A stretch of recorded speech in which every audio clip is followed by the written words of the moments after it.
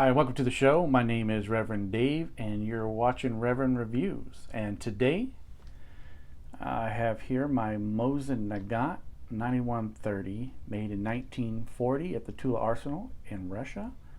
Of course, during the Soviet Union at that time. You might have seen this rifle on another video of mine, and so I thought I would bring it out to give you another show about it, maybe a little more in depth about this particular firearm itself. As many of you out there, this was the first surplus firearm that I've ever purchased. Of course, at the time when I purchased this rifle, I did not have a CNR collector's license, and so FFL, Type 3. So I didn't have one of those. And so when I bought this rifle from a local gun store, they had bought a crate of these, and I got to dig through the crate, and I found this one, and I liked it. I filled out a Form 4473 just like you would with a regular firearm. This particular firearm right here is all parts matching, which was pretty good. I was imported into the U.S. by ATI, and you'll see there the Tula mark, and you'll see 1940 up there. The last three, of course, 613.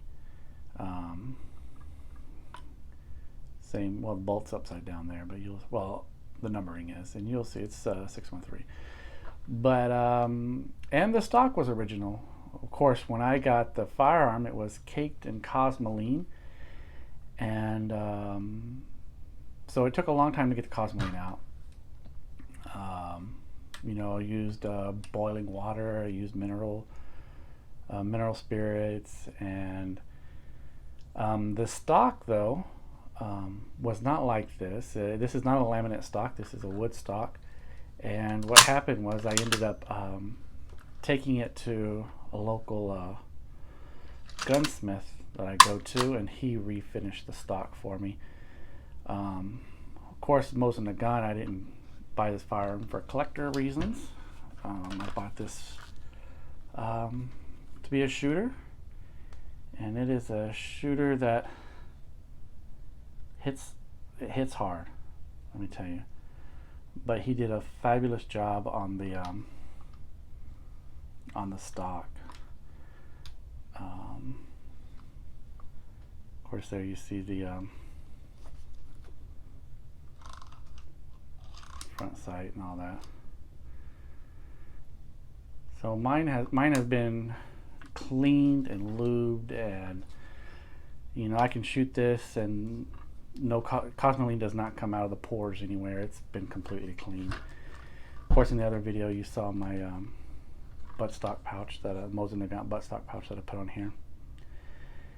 And for most part, when you buy a 9130, you don't just get the rifle, you get some other goodies. So I got the sling here. Let me see what other things I got here. I did get an oil can and solvent holder. So one side is solvent. Well, mine doesn't have anything. I don't put anything in it. But it's for solvents and oil for lube. And the reason the solvents are there is because the ammo that was made for this rifle back in World War II and so forth was corrosive, and you'd have to use the solvent to get the corrosiveness out. This too was all caked in cosmoline, and the rubber seals in here, I don't know if it was rubber, I don't know what kind of material that is, but I don't think it would be safe to secure oil and stuff in there, but who knows. Without it leaking anyway. I don't know, these are Russian marks, I suppose, that say stand for solvent and oil, I guess. But you get a can, an oil can, something similar to that. And as well, make a little noise here. You get an ammo pouch most of the time, and the ammo pouch holds 3 stripper clips. Of course, the stripper clips I got online. Each stripper clip holds 5 rounds. So you hold 30 rounds total, 15 per little pouch. All together you get 30. It's not too bad. the way it hooks is, it's a fairly nice pouch. Of course, this is all surplus from when and where, you know, somewhere in the Soviet Union, and how long it's been surplus, I don't know.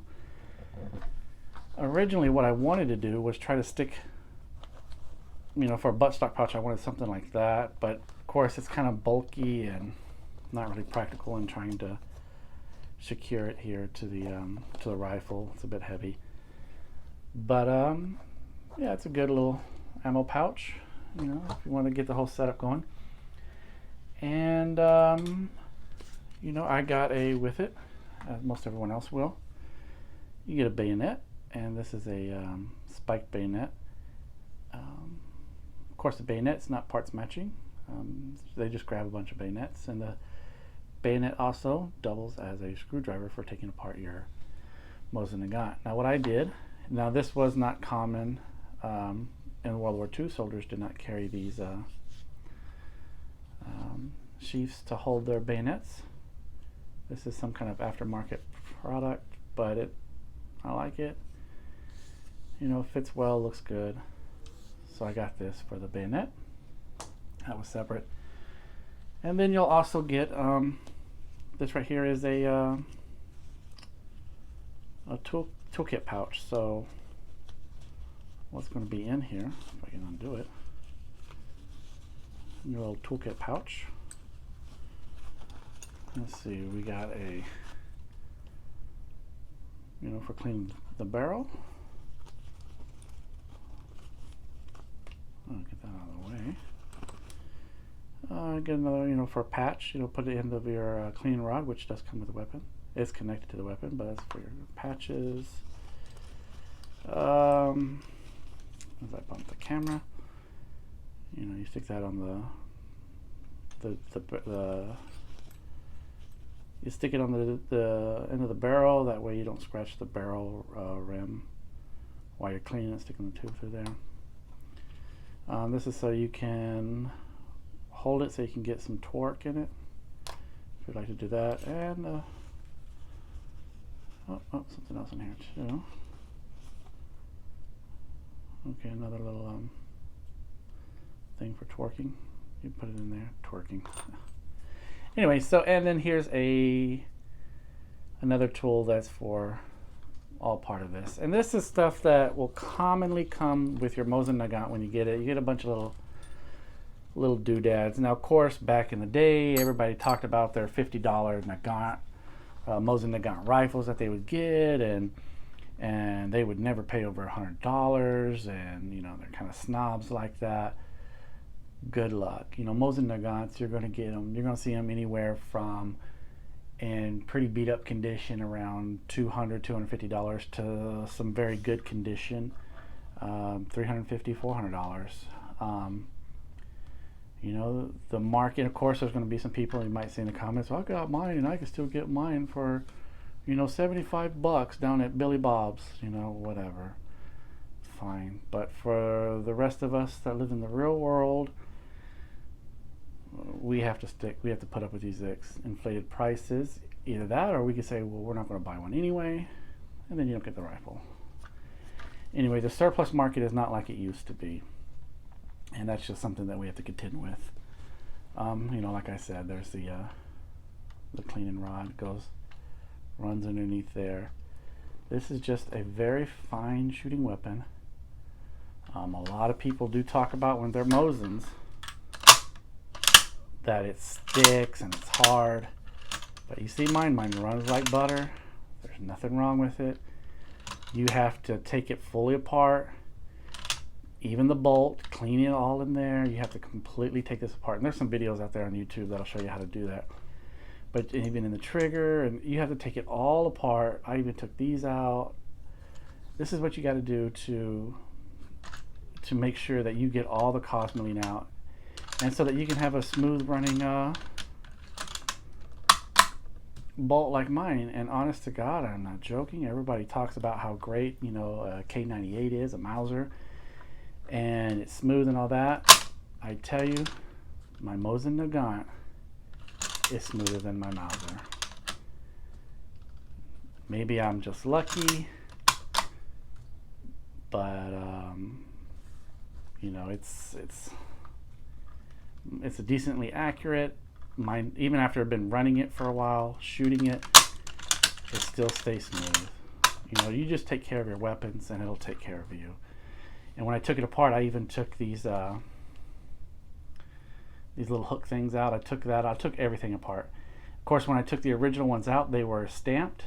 I don't know what you call this. These little leaf hook things. Mine were stamped, and when I had to take them out to make sure I cleaned the wood real good, it broke. Both of them did. There's one on the other end. So what I had to do is I had to go online and I bought some milled ones. So these are all milled, not stamped. So they're a little more heavy duty, but they're nice.